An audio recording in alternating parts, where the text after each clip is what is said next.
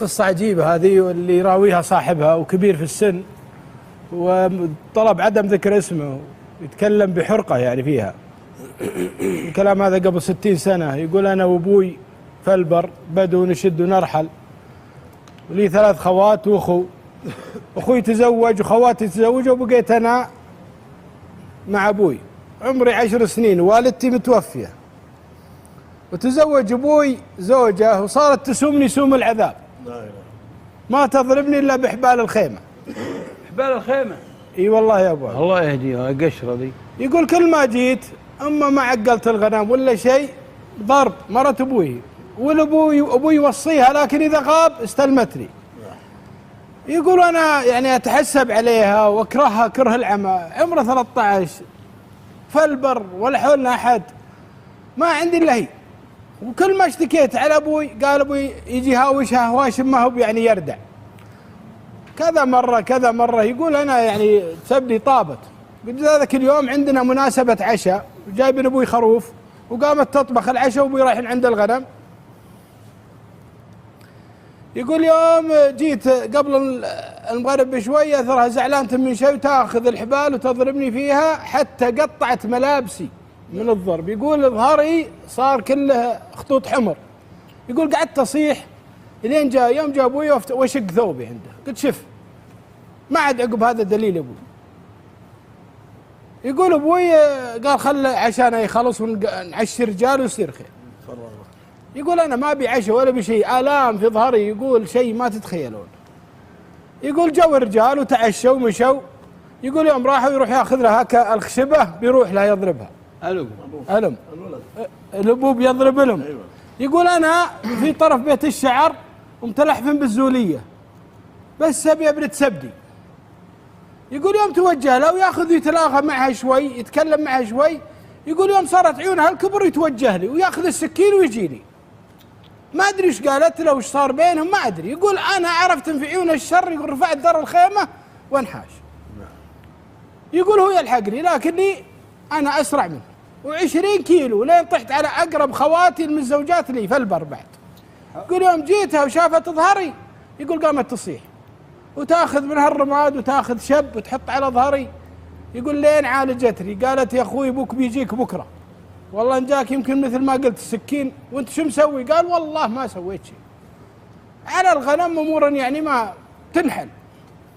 قالوا هي تعطيني 4 تريل. قالت رحت لختنا في الطائف، ابعد الطائف بيننا وبينه 5 أيام و6 أيام. يقول فيه سيارات تشيل الناس. يقول امسك خط بهال4 تريل ومن ديره لديره لين جيت اختني في الطائف. يقول يوم جيت هلا الفقر اللي مو فقر ما بعده فقر عندهم. يقول زوج اختي عسى يقوم بها وعيالها يدوب انا اجي عندهم. يقول يوظفني عند واحد واشتغل عنده في المزرعه بقوت يومي باكلي بس. يقول لكني انبسطت وارتحت، ماني ارتحت من مرة ابوي وطقها. يقول 5 سنين.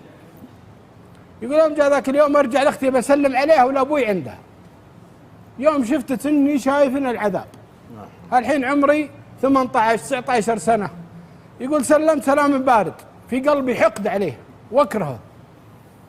يقول قالت اختي سلم على ابوك. قلت سلمت عليه. قال ابيك تروح معي. يقول هلا ابو. قلت ماني برايح معك، انا 2 سنين وانت تضربني، انت وزوجتك تضربني كل يوم. ويوم جيت اشتكي قل لك اخر مرة هو ظهري كله دمان، ما سويت فيني شيء. قال لا المرأة أبيك تروح معي تحللها وتبيح. المرأة جاها شلل وانعمت كف بصرها. سبحان الله. قلت ليش؟ قال انت خابرها كالليلة اللي نحشت فيها؟ قال ايه. قال انا جيتها بضربها بالعصا وقلت لها ليش تضربين الولد موسبتن ظهره صايرين على ظهره مقاصير. قالت الله يعافينا وياكم اتهمت ببنت الجيران انه رايح يغازل بنت الجيران او شيء. يقول انا ما اعرف هالامور، عمري 13 والله ما ادبرها ولا اعرف. جعلني ما اشوف وجعلني ديني للشلل اني شايفته مع بنت الجيران. لا اله. دعت على نفسها. دعت على نفسها. تقول عشان تبري نفسها، تقول جعلني ما اشوف وجعلني للشلل في ديني اني شايفته مع بنت الجيران يغازلها او ما ادري شو. وهي تكذب. واصابها الله بالعم والشلل. فتوجهت لك وجيتك. قال طيب انت معك عصا ليش اخذت السكين؟ قال بقطع نماك.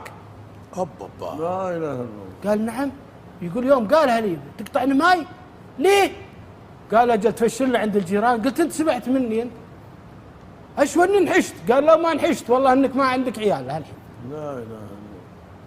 يقولوا عليها قلت الله لا يحللها ولا يبيحها. يقول تبني فيه بر. يقول تراها من طلعت من خيمتي ورجعت يوم لحقتك ورجعت ولا هي تتألم من عيونها ومدينها انشلت وكف بصرها من 5 سنين. لا اله الا الله. اللهم صل. ولكن يا اخي عبد الله هي توفيت وانا حللتها وحللت ابوي. الرجل يقص القصه. الله. اي نعم موجود. لا اله الا الله. فاعتبروا يا اولي الابصار. فالظلم شيء، واليتيم اذا الله اعطاك اياه ولا صار تحت ولايتك اي يتيم المظلوم هذا بيدخلك الجنه. هذا اعظم من عيالك اللي ابوه محال. هذا اعظم من عيالك اليتيم هذا. فيا اخوان قصص مرت في الجزيره العربيه وظلم صار على هالناس سبحان الله. الله اللي انجاهم، الله اللي يعني كلام الله انه يوقف شعر راسك انك تسمع، لكن حقيقي.